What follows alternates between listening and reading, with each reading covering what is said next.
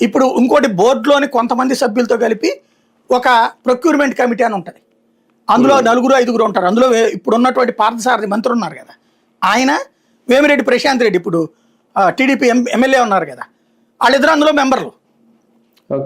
ఈ ఉద్యోగులు వాళ్ళ ఎదురుగుండా బోర్డులో నిర్ణయం చెప్పాలా, ఇదిగో ఇట్లాగా వచ్చిందమ్మా ఇట్లా అని చెప్పాలి. వాళ్ళకి 4-5 కమిటీ ఉంటుంది.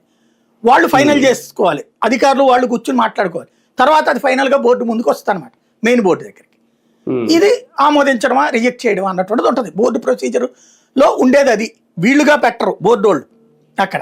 అందుకనినే దాంట్లో బోర్డు చైర్మన్లు వాళ్ళని పెట్టలేదు. ఎందుకని? అదే కారణం. సిట్టుకి నిబంధనలు తెలుసు కదా. ఇంకొకటి, ఈ నెయ్యి ప్రొక్యూర్మెంట్ ఇప్పుడు వీళ్ళు ఏది చూసి చెప్తున్నారు గోళ్ళకి సంబంధించి? వీళ్ళు నోటికి వచ్చినట్టు చెప్పేస్తున్నారు అన్ని గోళ్ళల్లో ఇదే అనేసి. ఏం చూసి చెప్తున్నారు? భోలేబాబా డైరీ నెయ్యి ఎక్కడికి వెళ్తే అక్కడ ఇంకా కల్తీ అన్ని చోట్ల రాష్ట్రం అంతా అది ఇవ్వలేదే.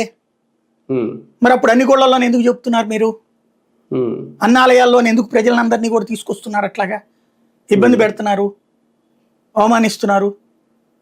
ఇంకోటి, ఆ భోలేబాబాకి ఫస్ట్ పేరు హర్ష్ డైరీ, దానికి ఫస్ట్ అనుమతి ఇచ్చింది ఎవరు? చంద్రబాబే కదా.